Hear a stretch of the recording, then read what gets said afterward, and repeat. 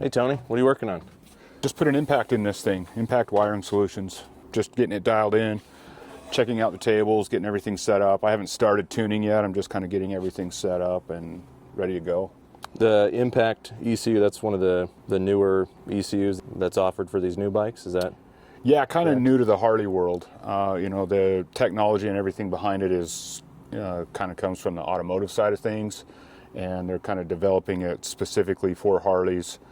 They have them for the 24 and up, Gen 2 stuff. They're now offering 21 to 23 ECUs. I think they have them for the 25 and up Softails currently, which is kind of the same generation as this. But yeah, I mean, it's a pretty powerful ECM. I mean, it's got a lot in there. I mean, for us tuners that have kind of built a career tuning Power Vision, TTS Master Tune, even the Screaming Eagle stuff, or even Thundermax, the software, just getting used to the software is like crazy. Just the amount of tunability and adjustability. I mean, everything, you can adjust everything. This is like fully controllable, which makes it nice.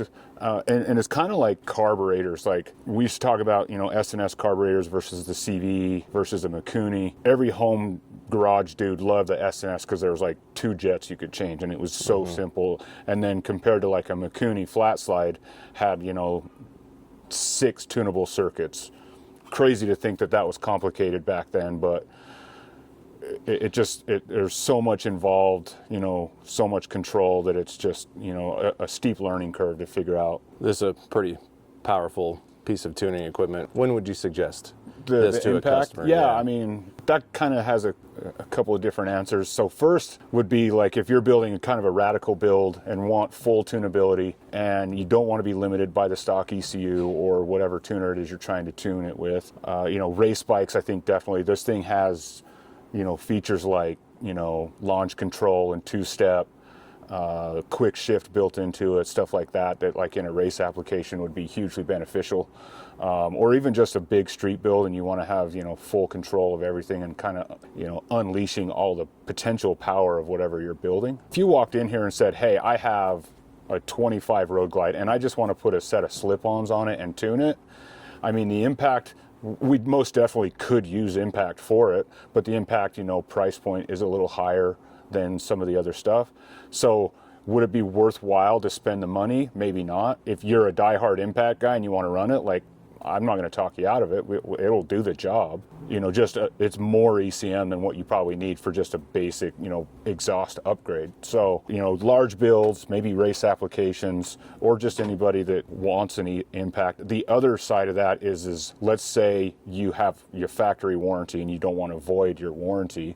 You can leave your stock ECM stock, unplug it, set it on the shelf, put the Impact in place, tune it. If you had a warranty issue and needed to go back to a dealership for whatever reason, you could maybe plug in your stock ECM, take it to the dealership, get your warranty work done, and kind of a loophole, if you will, in the warranty thing. So that might be another option, is if the guy's trying to keep his warranty but wants to build something too, So this ECU comes with widebands? Yeah, it's a wideband ECU. Functions on wideband. It is in closed loop all the time versus just in a small window like the stock ECU. And I want to do a video later on talking about the differences between narrowband and wideband O2 sensors, because I think there's a lot of misinformation out there, or just misunderstanding and not knowing the difference between it. So I want to do a video later on O2 sensors. But yeah, this is a wideband ECU, and when you order an Impact, it comes with the widebands and everything you need to install it. How was the install on this ECU with the widebands? Any more challenging, less challenging? No, super easy. I mean, the ECMs on these are right on this under the left side cover. You just clip it out of its little holder, unplug it, plug the new one in, and then the hardest part is just kind of running the O2 sensors, kind of running them down underneath the bike, and then getting them up and plugging them in. But really, it's a fairly easy install as far as the components go. So yeah, quick and easy there. And then you just start with a base map and trying to get everything set up correctly. And that's where I'm at on this one, just trying to get it set up so I can start tuning and then get it dialed in and go from there. How's the tunability with the actual software, changing the VE tables and all that? They have a cool auto tune function in here that is it works really well, and there, I think I've talked about it in the past, like auto-tune's a great tool, but it isn't the be-all end-all. You use the auto-tune to do 75% of the work, and then it takes a human to go in and verify information, fill in holes, blend things out, and to build a real world VE table and make it all come together. So you can't just run auto tune, send it to the bike and send it down the road. It's not that simple. Or you can't just put it in auto tune, ride it around town and just accept changes, because it ends up with holes and it ends up with weird things that go on. Because an O2 sensor is a nice tool there again, but the O2 sensor isn't the be all end all. And the auto tune has one thing to rely on, and it's the O2 sensor, and that's the only thing it has. So if the O2 sensor is getting bad information because of whatever reason, short exhaust reversion, weird things going on in the cylinder, and the readings that the O2 sensors are giving the ECU to say, hey, make this change because of this info I saw, and the information is incorrect, well, then now the tune is incorrect. So it takes a human to intercept that stuff, pick up those, things that are going on, smooth everything out, blend it, fill in the holes, and then and that's what creates a good running motorcycle. And is that across the board with all?